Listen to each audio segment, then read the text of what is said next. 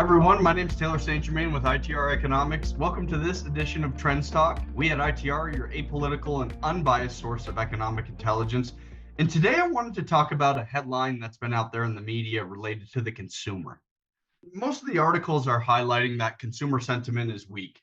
Consumer expectations are down, and a lot of folks are concerned about what that means for the broader economy. There's this thought process that consumer sentiment or consumer expectations is going to limit spending because consumers have anxiety for one reason or another. We look at specific data sets to understand this trend. So the data set I'll highlight today is the US Index of Consumer Expectations. That is currently down 30.4% on a 112 basis, on a month over month basis. So consumer expectations are weak. The headlines have that right.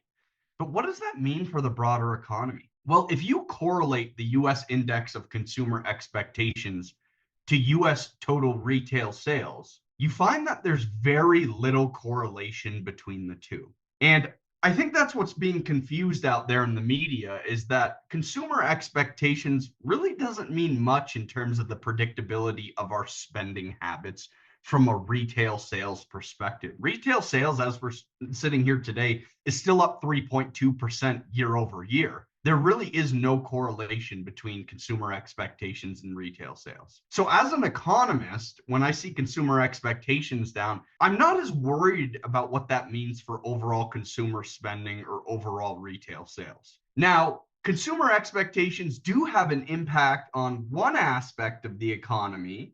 Again, not GDP or retail sales, but the stock market. If you overlay the S&P 500 with consumer expectations, that's really where the correlation is. So consumer expectations being down is really more of a reflection of the stock market than it is overall consumer spending habits or retail sales. The consumers are feeling some of the pain that we felt in the stock market throughout this year, but it doesn't mean that GDP is headed into a recession or that retail sales is going to be negative. When we talk about the stock market, I'll remind you, economists often use the joke, the stock market predicts 10 in every 5 recessions. The stock market is not a very reliable indicator when you look at overall GDP. There is some correlation there. I'm not going to suggest that there's no relationship between the stock market and the economy.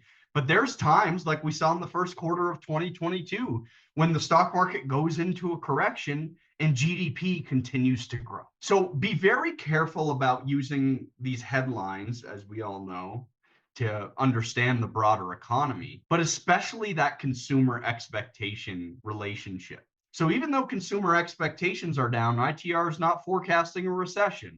We still expect retail sales to improve as we move into the second half of 2025.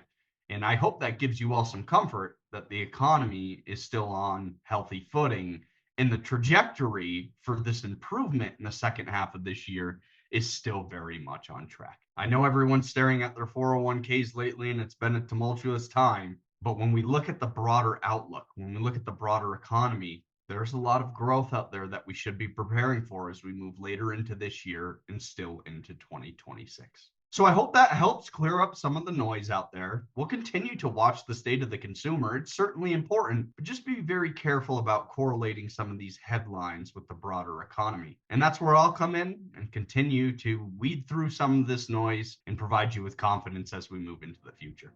Thanks for joining me on this episode of TrendsTalk. Please like and subscribe to TrendsTalk wherever you listen to your podcasts. I look forward to seeing you all in the next one. Thanks so much and take care for now.